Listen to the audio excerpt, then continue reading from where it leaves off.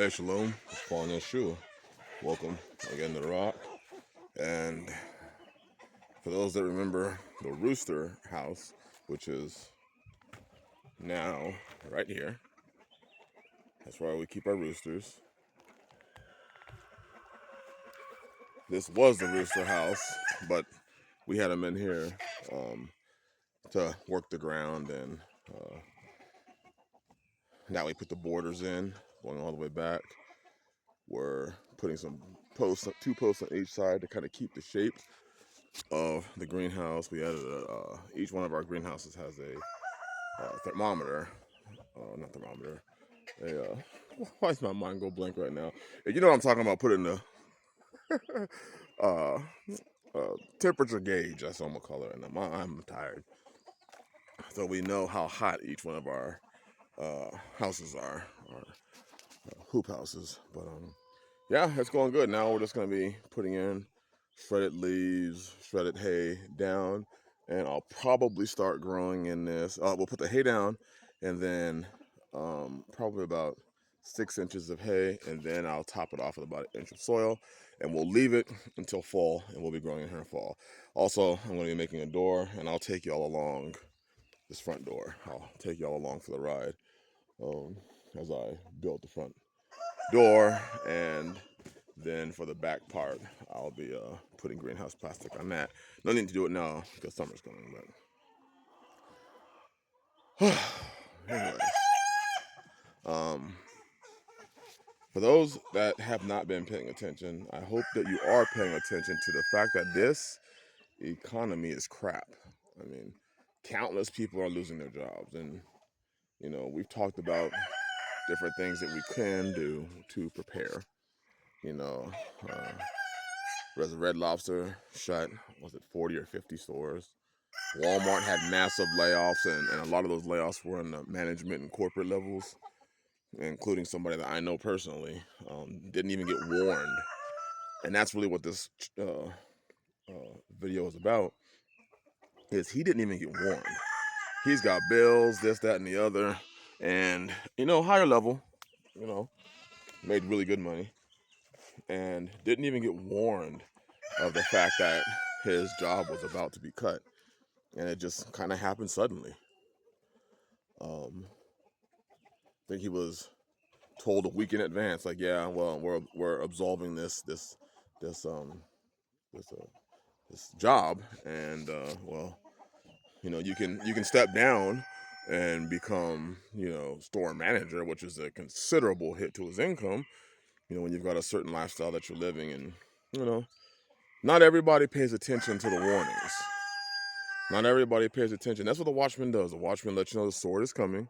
So, you can be aware and be prepared, but not a lot of people are taking heed to the warnings. And then when destruction comes and inconvenient situations come, those that warned, and we sympathize and we hurt with you, but what can we do about it? What can we do about it? There's so many things going on. The economy is literally going to crap.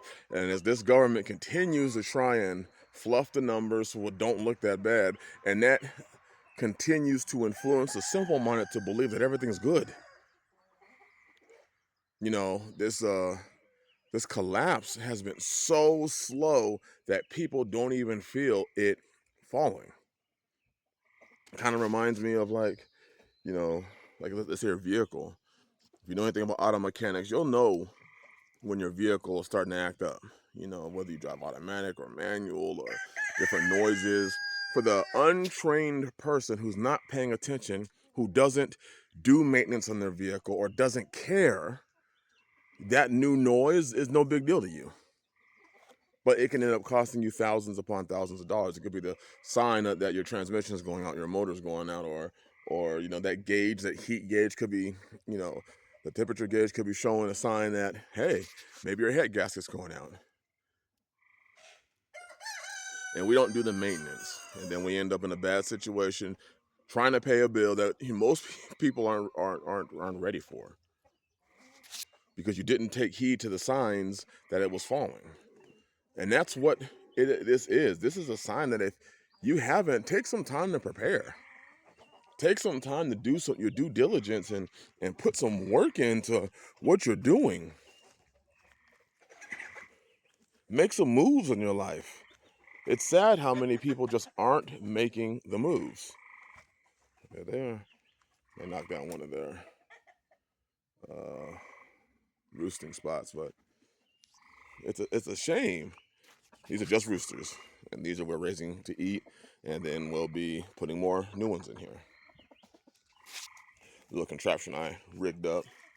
They pour the food in the PVC pipe, and it goes into the net, the fencing, and they're able to feed the animals. Just some little nifty thing I've been trying out. And then we have our hens, obviously. But you have to be paying attention to the things that are taking place, and hopefully you are paying attention to the things that are taking place. Brothers, sisters, don't sit back, because this government is not going to take care of you. So many people are relying now on some form of public,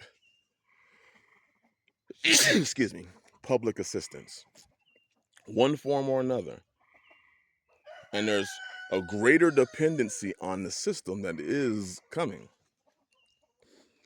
Most people are priced out of owning anything, homes,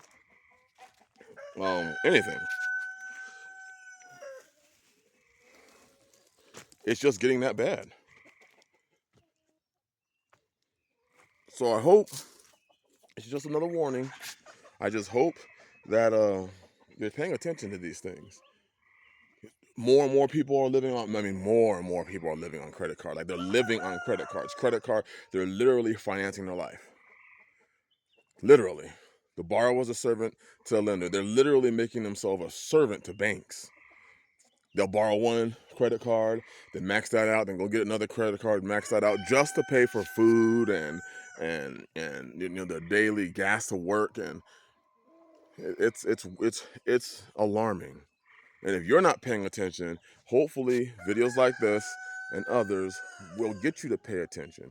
Go online and listen to some of these stories of people telling you how they're making, 2 and 3 times, uh, 35, and so I'm saying they made $36, $37 an hour and couldn't afford to live. And a part of that is, what are you doing that you can't live on $36 an hour? But when houses are reaching $500,000, $600,000, $700,000 for a home, and everyone wants to be a homeowner, and everyone's going out and buying these brand new trucks at $89,000. Yes, it's a problem with people's decisions, but also it's a sign of what's happening to the economy. When housing prices reach that high, it's a sign that housing is going to continue to go up.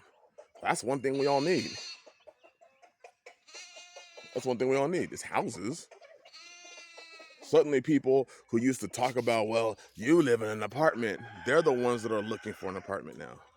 You live in a bad area, they're the ones who are being forced to live in a tent in those bad areas, or in their car in those bad areas, or they're dragging a travel trailer out there and living in the parking lots in those bad areas. That would also teach us to humble ourselves and understand that, hey, this is not the time to be boasting about what you've got and what you do, because it's nothing for y'all to make a poor man rich and a rich man poor. But be humble and be understanding and try to help those that you can. Even if it's just letting some people know, hey, prepare, put some food back, put some water back. Concern yourself with their finances, concern yourself with yourself. Don't think that because you're good now, that'll always last, because it won't. Don't think that because you got a good job now and you're making good money now that it's gonna last. Just like my friend, he got a week to know. He literally had a week and found out that his 6-figure job is no longer his job anymore. But he can go and get a manager job and make half that.